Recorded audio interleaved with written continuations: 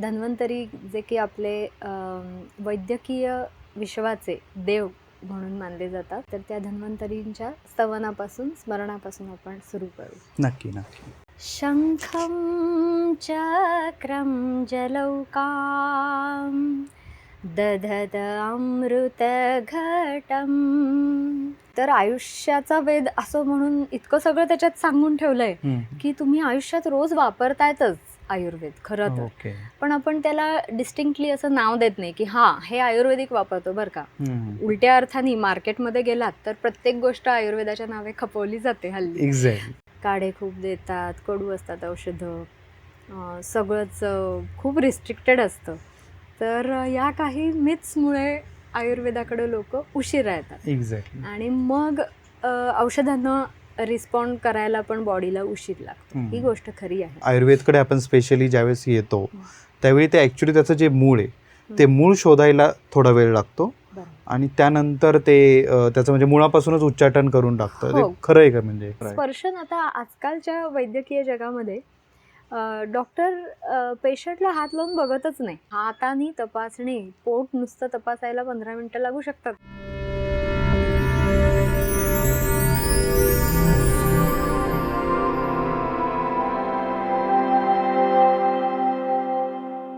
The Marathi पॉडकास्टच्या या पुढच्या एपिसोडमध्ये आपल्या सर्वांचं स्वागत आहे. आयुर्वेद. आपल्याला कोणताही त्रास झाला, आजार झाला किंवा कोणताही रोग झाला तर शेवटचा पर्याय म्हणून आपण आयुर्वेद निवडतो. पण खरंच शेवटचा पर्याय आयुर्वेद आहे का? आयुर्वेद सगळ्यात आधी का निवडला जात नाही? बरं, त्यात आयुर्वेद काय फक्त रोगी लोकांनाच हेल्प करतो का?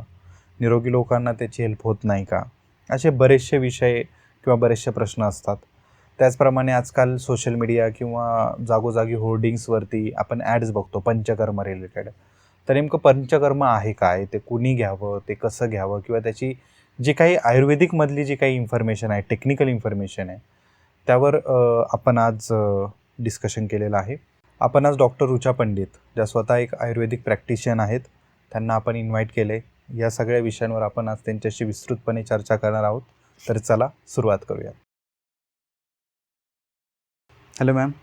हॅलो. कशा आहात? नमस्कार. मी छान. Okay, great.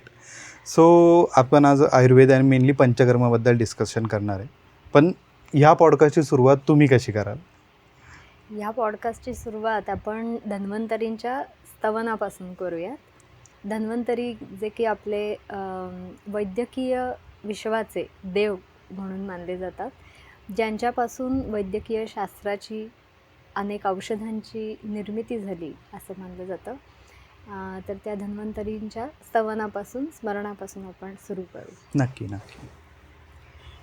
शंखं चक्रं जलौकां दधत अमृतघटं चारुदोर्भिश्चतुर्भिः सूक्ष्मस्वच्छातिहृद्यांशुक परिविलसन् मौलिमं भोजनेत्रं कालाम्भोदोज्ज्वलाङ्गं कटितटविलसात्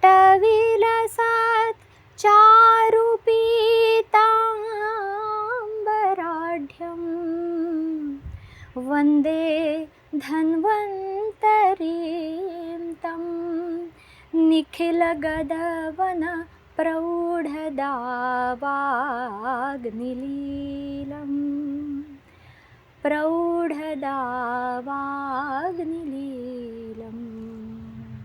ओम. ग्रेट, छान सुरुवात झाली. सो आयुर्वेद आपण बेसिक म्हणजे खूप शॉर्टमध्ये एक्सप्लेन करायचं झालं भारतीय आयुर्वेद, तर तुम्ही कसं एक्सप्लेन कराल?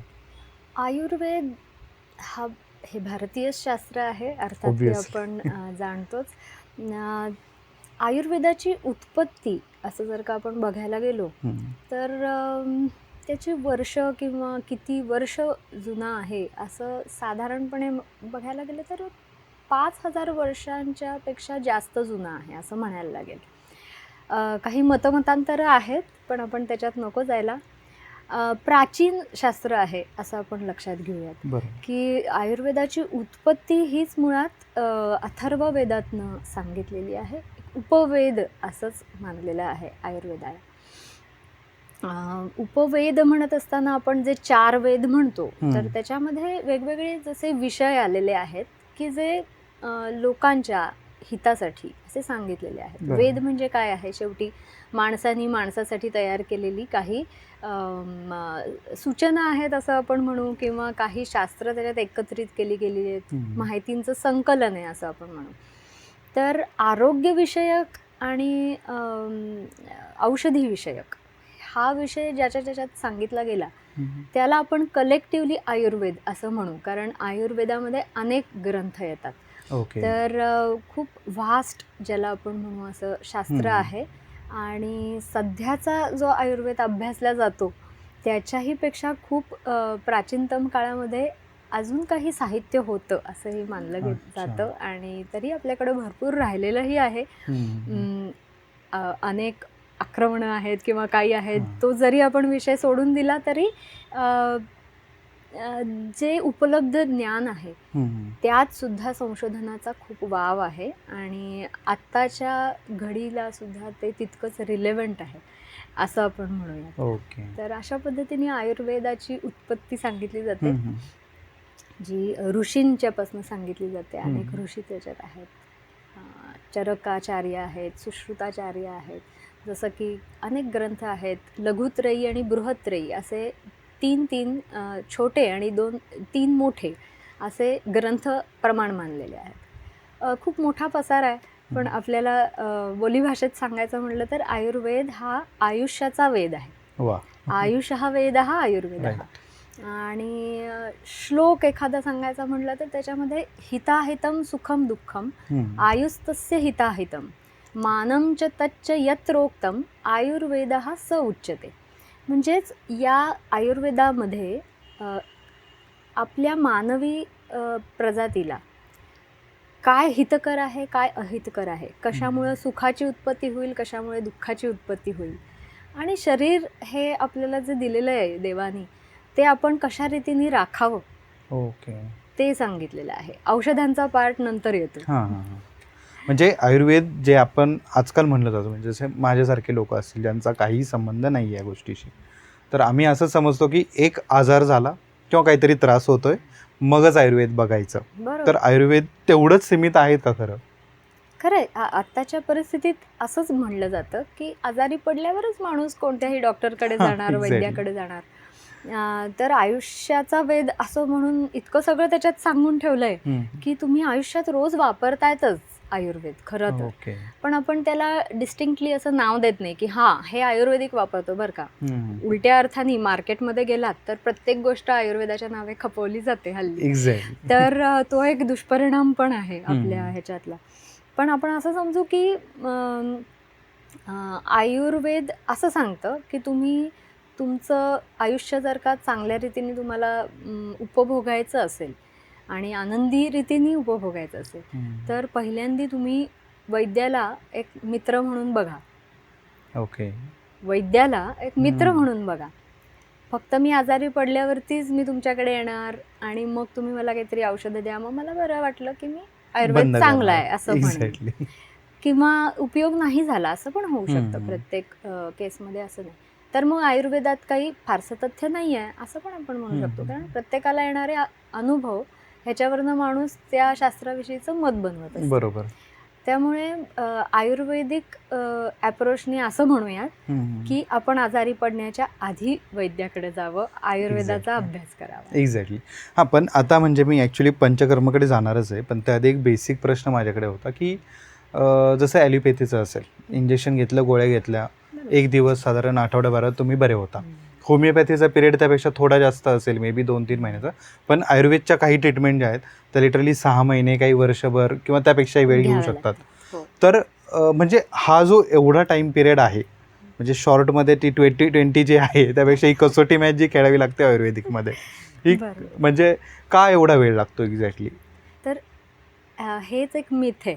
म्हणजे हे जे प्रचलित गोष्ट आहे ही, हां. की आयुर्वेदिक औषधांना रिस्पॉन्स द्यायला वेळ लागतो बॉडीला, किंवा आयुर्वेदिक औषधं काम करायला उशिरा लागतात. एक्झॅक्टली. हे दोन्ही गोष्टी होऊ हम्म. शकतात.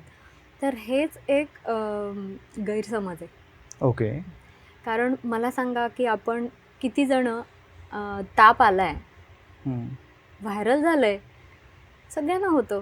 बरोबर. किती जण फक्त असं ठरवतात की नाही, आम्ही आत्ता एकही क्रोसिन घेणार नाही, पॅरासिटामॉल घेणार नाही, अँटीबायोटिक्स घेणार नाही, नाही असं होतं. आणि पेनकिलर पण घेणार नाही, आणि मी बघणार आहे की आता मला आयुर्वेदिक औषधांनी काय फरक पडतो. हम्म.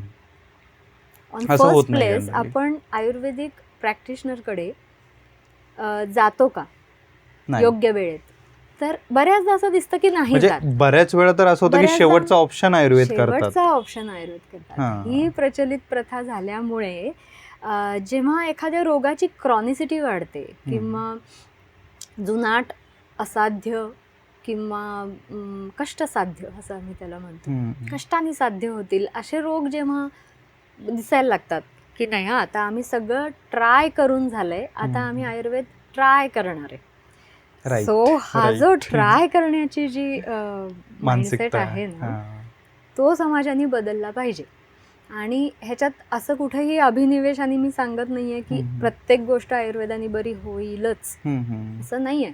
आत्ताच्या धकाधकीच्या जीवनामध्ये लोकांना रिझल्ट ओरिएंटेड गोष्टी पाहिजे असतात, बरोबर. की जे अतिशय बरोबर आहे. पण रिझल्ट ओरिएंटेड गोष्टी आयुर्वेदात आहेत, त्या आपण नाही वापरलेल्या, तर आपण वापरून बघूया. ओके. हा अप्रोच समाजाने ठेवला पाहिजे. आणि आता राहिला विषय इमर्जन्सीजसाठी. तर इमर्जन्सीमध्ये नो डाऊट ॲलोपॅथिक औषधं, ज्याला आपण म्हणतो लाईफ सेव्हिंग ड्रग्स, की जी इमर्जन्सीजमध्ये वापरली पाहिजेत, वापरल्यानेच माणसाचा जीव वाचतो. That is a truth. इतकी टेक्नॉलॉजी आहे, but this is a technology. Again take it as a technology. Okay. Ayurvedic औषधं आणि परीक्षण पद्धती ही त्याची आहे, एक परीक्षणाची पद्धत आहे. तशीच ॲलोपॅथिक औषधं आणि परीक्षणाची पद्धती, ज्याच्यामध्ये टेक्नॉलॉजी इन्व्हॉल्व आहे. So don't mix technology with pathy.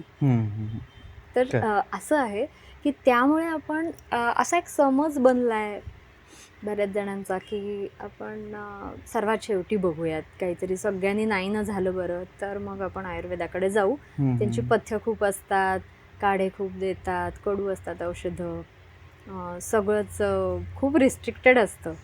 तर या काही मिथ्समुळे आयुर्वेदाकडे लोक उशिरा येतात. एक्झॅक्टली. आणि मग औषधांना रिस्पॉन्ड करायला पण बॉडीला उशीर लागतो. ही गोष्ट खरी आहे. पण याविषयी आपण अनुभवाने काय तो हे काढावा त्याच्यात मार्ग.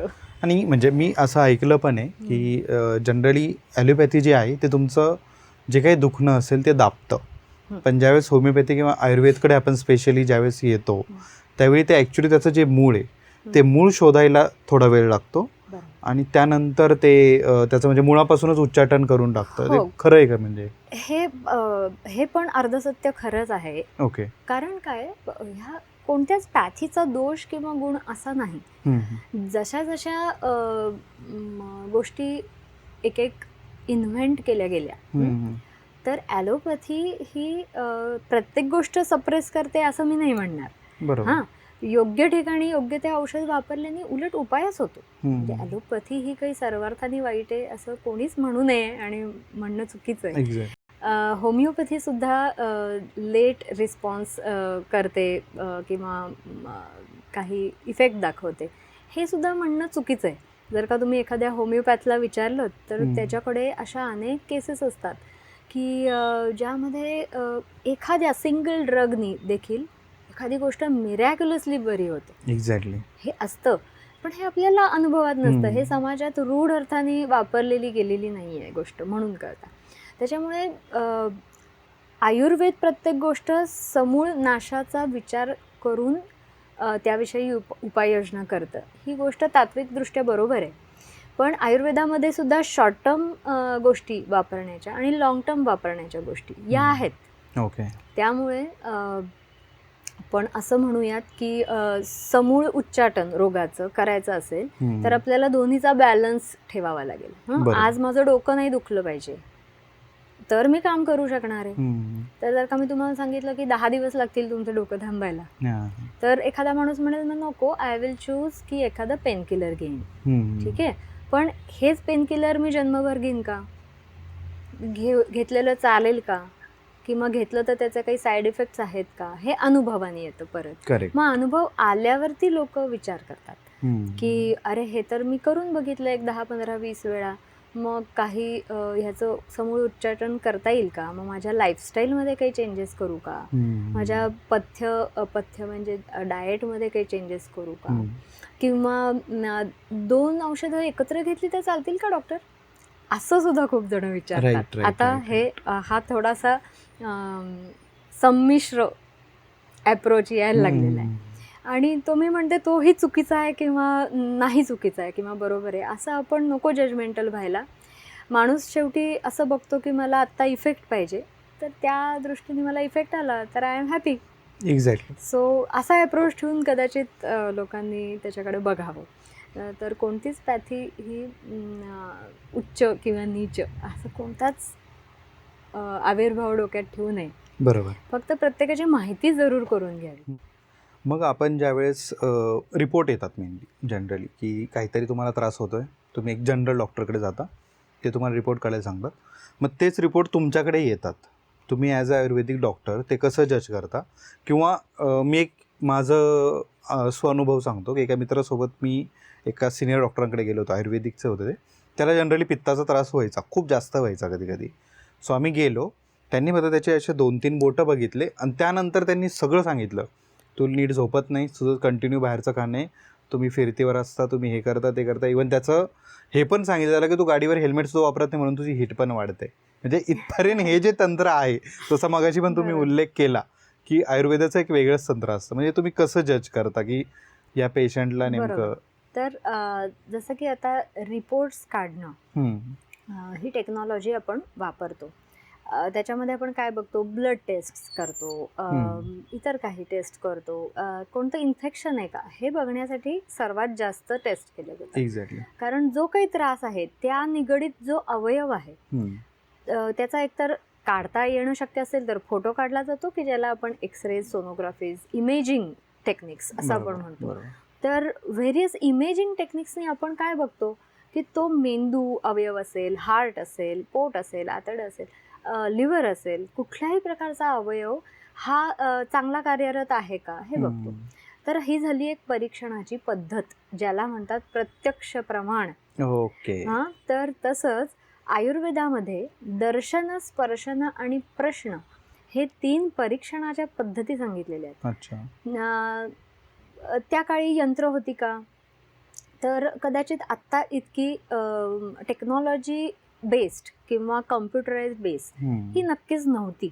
तर माणसाने स्वतःची पंचज्ञानेंद्रिय हीच त्याची टेक्नॉलॉजी होती. राईट. तर हे खूप इम्पॉर्टंट आहे.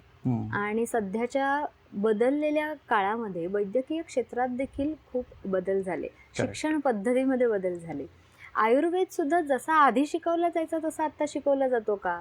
तर अजिबातच नाही शिकवला जात. कारण आपल्याकडे एक जनरलाइज पद्धत आली कॉलेज मध्ये जाऊन आयुर्वेद शिकण्याची, की जी बरोबर पण होती, नाही म्हणून नाही चालणार. गुरुकुलं बंद झाली. तर तोच काळ कसा राहील असं होणार नाही. तर आपण जसे पुढे पुढे जात आहोत, पुढच्या पिढ्या येत आहेत, तर त्याच्यामधनं आपण समजून घेतलं पाहिजे की आयुर्वेदाने जी परीक्षण पद्धती सांगितलेली आहे ती अशा रीतीची सांगितलेली आहे की एखादा माणूस आहे, एखादा वैद्य आहे आणि त्याच्याकडे कोणतेही साधन नाही आहे त्याच्या बॉडीच्या आतमध्ये डोकावण्याचं. करेक्ट. कोणतंच मशीन नाही आहे. मग तुम्ही काय कराल त्याचा विचार करून आयुर्वेदाने सांगितलेलं आहे दर्शन. दर्शन म्हणजे काय? समोरच्या माणसाची body it's a live machine. Right. So त्याच्याकडे बघा. बघण्याचं म्हणजे काय? हां, बघितलं की हां आला माणूस, जाड आहे, असा आहे तसा आहे, नाही कृश आहे, असा आहे, काळा आहे, गोरा आहे, केस आहेत, केस नाही आहेत, असं नाही. प्रत्येकाची बॉडीच दर्शवत असते, प्रत्येकाचं शरीर हे बोलत असतं वैद्याशी. तर त्याच्याकडे बघा. पण कसं बघा, तर मग पहिली पंचज्ञानेंद्रिय बघा, पंचकर्मेंद्रिय बघा, त्याची त्वचा बघा, त्याची नखं बघा. तुम्ही बरोबर सांगितलं आता की नखं बघून त्यांनी ओळखलं. अच्छा. काही जण जीभ बघून ओळखतात.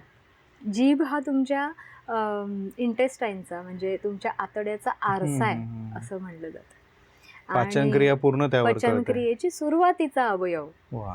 पण it reflects each and everything your guts are containing. Okay.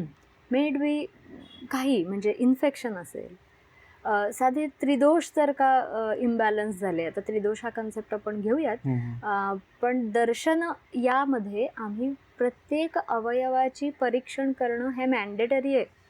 अच्छा. तर ही परीक्षण पद्धती आहे. तुमचे डोळे कसे आहेत, रंग, वर्ण, आकार, शब्द, स्पर्श, रूप, रस, गंध या 5 प्रकारांनी आपण एखादी गोष्ट जाणून घेऊ शकतो.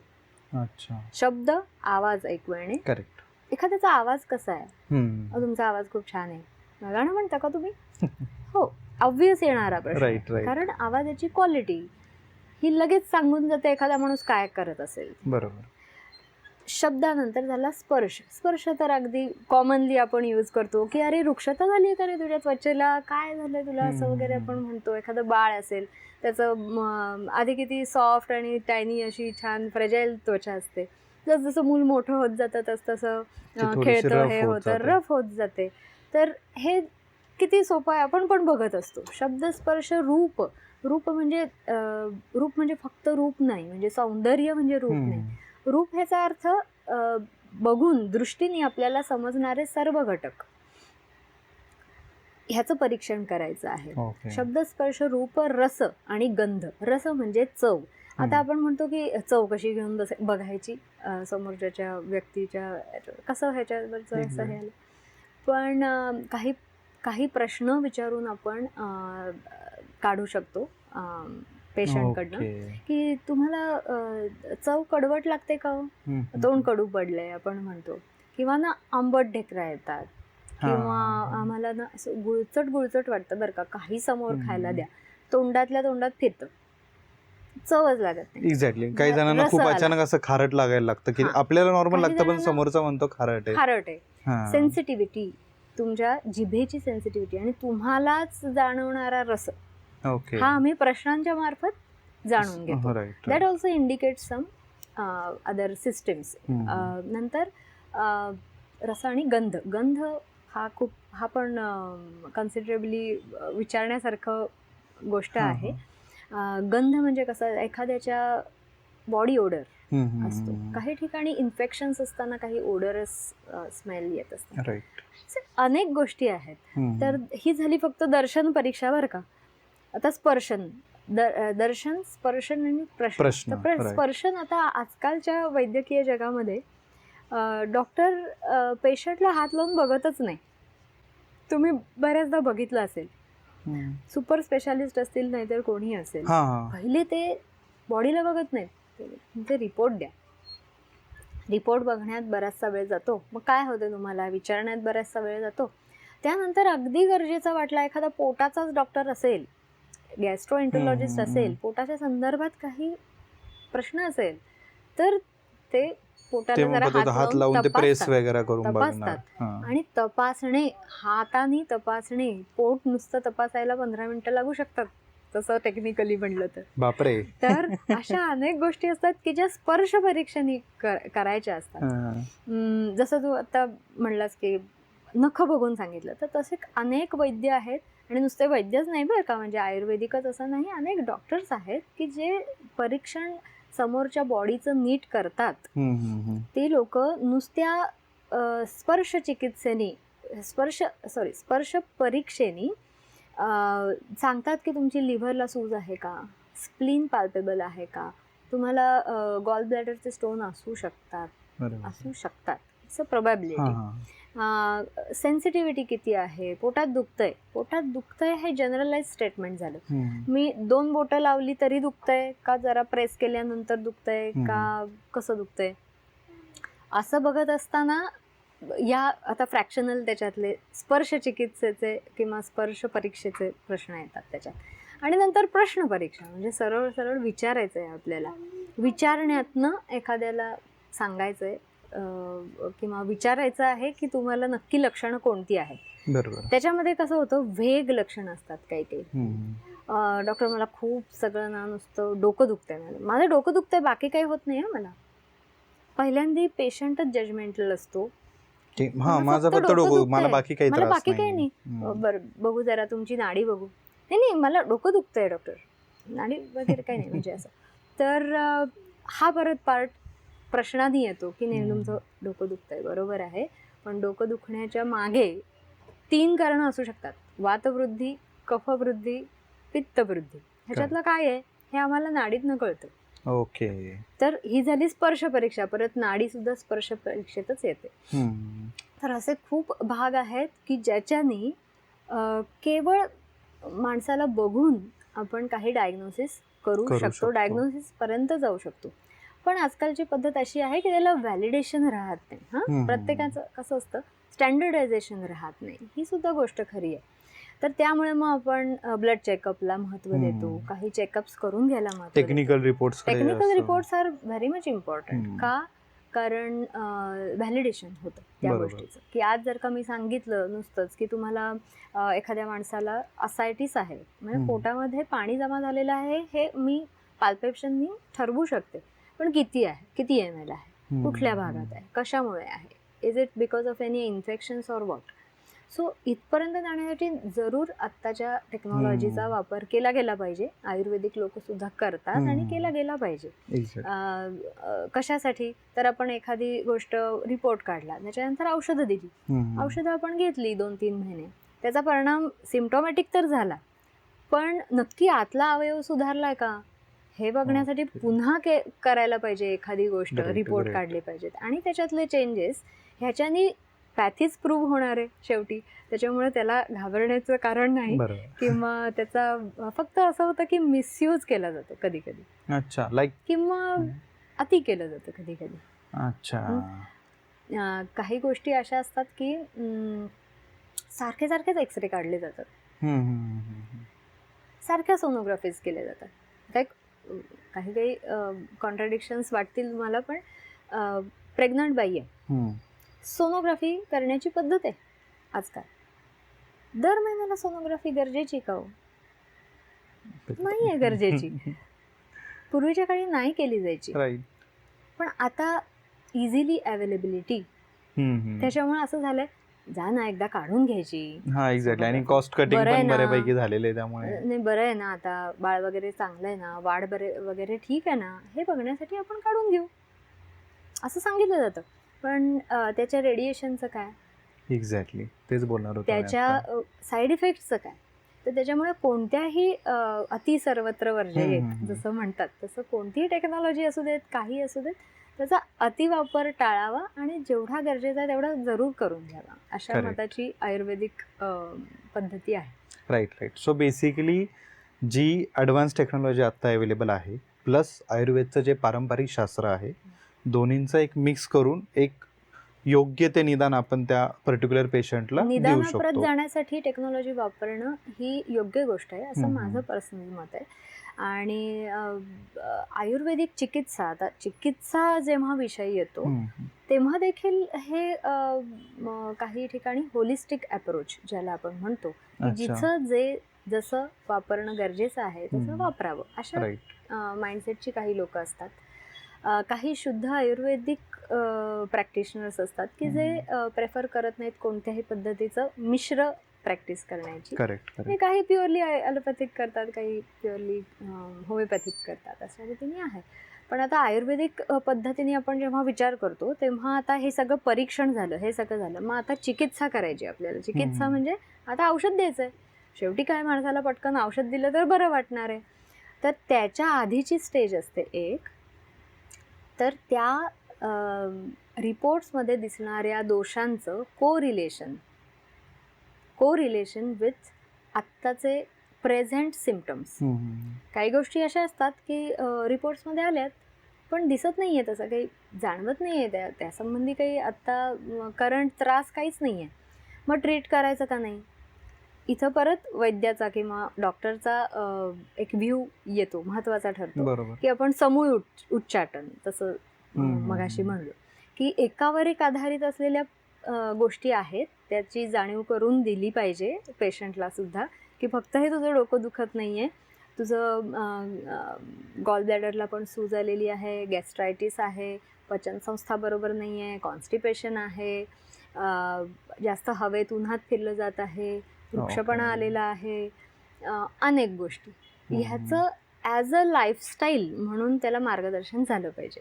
अशा विचारांनी मला ट्रीटमेंट द्यायला आवडते. एक्झॅक्टली. तर मग आपण आता मेन पंचकर्म या विषयाकडे येऊयात. मग ज्यावेळेस आयुर्वेद हा विषय येतो, पंचकर्माचं नाव आपण ऐकतोच, पण म्हणजे हॉनेस्टली स्पीकिंग पंचकर्म नक्की काय? म्हणजे कोणीतरी घेतलेलं असतं ते तूप प्यायचं हाच एक विषय सगळ्यांना माहिती आहे, पण ऍक्च्युली खरं म्हणजे तुम्ही एक्सप्लेन करायचं झालं तर पंचकर्म कसं आहे? पंचकर्म हा एक आयुर्वेदाचा एक छोटा भाग आहे असं आपण म्हणू.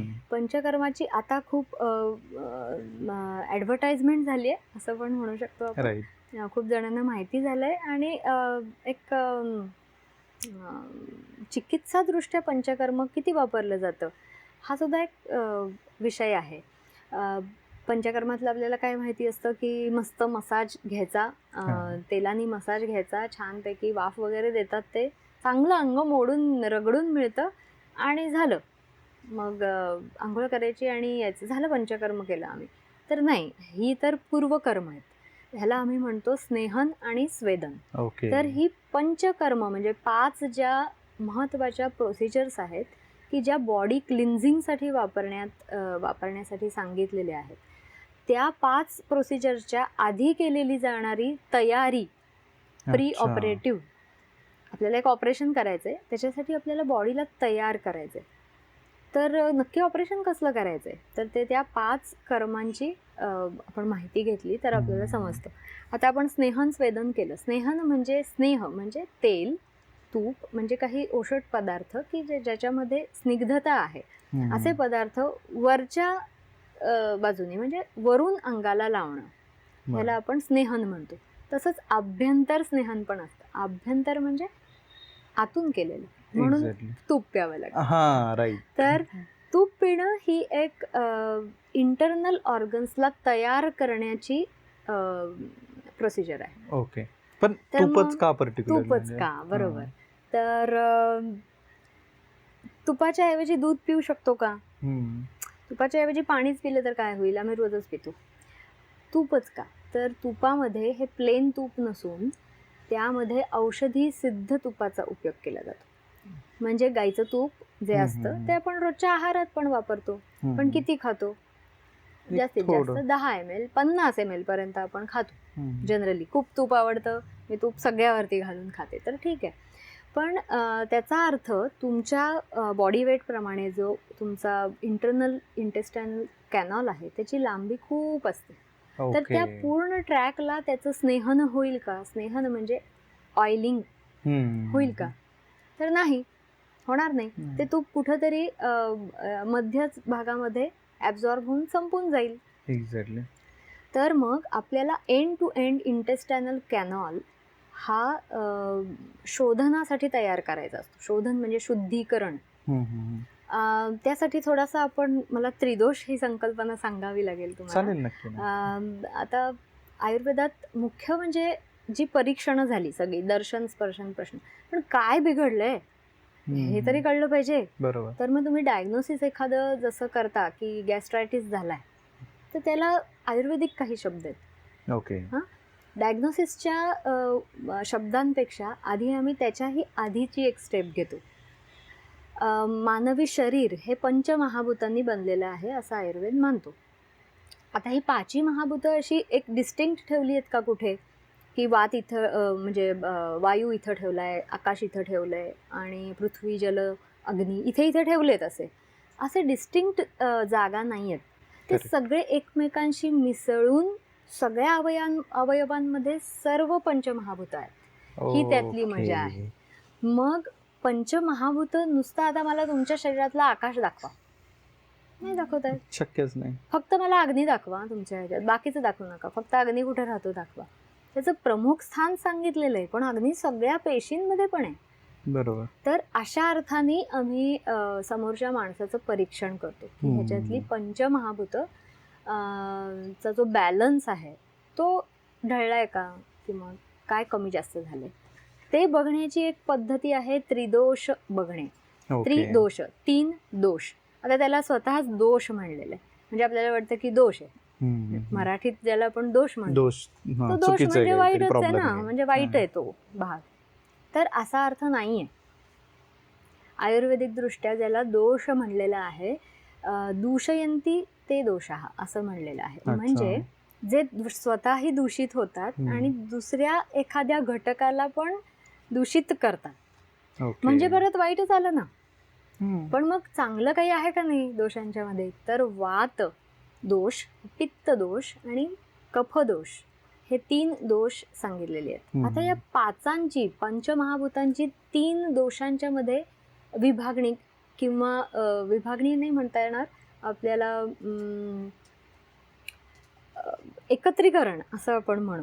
म्हणजे 5चे 3 झाले, मिक्सिंग करून त्याला 3 ह्याच्यात आणलेलं आहे की जे परीक्षण करता येतात. वात परीक्षण करता येतो, पित्त परीक्षण करता येतं आणि कफ देखील परीक्षण करता येतो. आता या वातपित्त कफाची नॉर्मल अवस्थेत असताना शरीर धारणासाठी उपयोग होतो. धारण म्हणजे स्टेबिलिटी. करेक्ट. स्वस्थ माणूस आहे, स्वस्थ म्हणजे निरोगी, निरोगी माणूस आहे तो तसाच राहावा, ह्याच्यासाठी काय करावं लागेल, त्रिदोषांचा बॅलन्स सांभाळावं लागेल. माझा आहार कसा आहे, माझा विहार कसा आहे, विहार हा सुद्धा गरजेचा आहे. विहार म्हणजे your body activities. Body is rejecting and showing you की काय खा, काय खाऊ नका.